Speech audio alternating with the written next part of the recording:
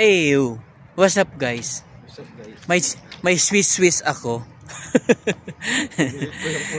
Nag-live ako kanina guys sa bus. Mula sa Tagma hanggang sa bus. Ayan. Nung pinaharap ko pinaharap ko yung camera. Ala, nahagip yung babae. Kasi hindi makikita. Hindi kasi makikita tong iba. Kaya nasa likod ko. Oh, hindi sila makikita. Pinaharap ko. Iron.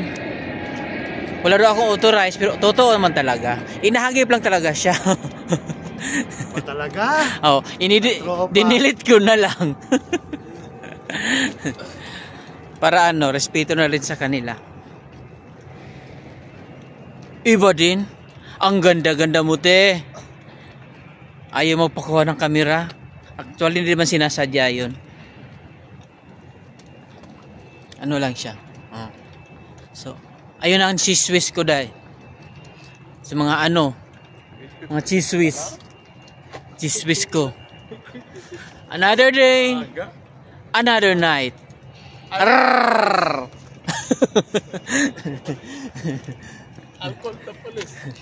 I called sabi pa niya, if you continue daw, I'll call the police, sabi niya. Ayan, dinilit ko na lang para din. Respeto na lang kasi babae din yun eh. Tatakutin mo kami. Tatawagin ko yung police. Oo.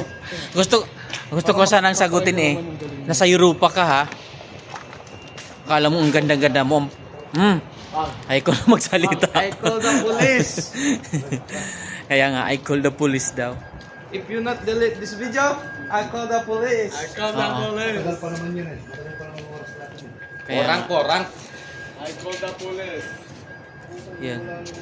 Ayun ang cheese ko. Naka-award ako dun sa bubita na yun. Ang kakala mong ganda. Pinakita mo kasi doon sa Hindi, kayo kasi yung pinano ko doon. Kaya pinaharap ko yung camera para makita kayo. Sa kanila eh. Hindi naman nakita yung nasa kabila. Yung isa lang talagang hindi na magalit talaga yun. yung isa talaga ang nakikita. Hindi easy. Pero yung nasa liko, yung sa kabila, hindi yung nakita. Tsaka hindi ito. Nagalit sa kanya. So ayun na nga. Bye. So yun na ba?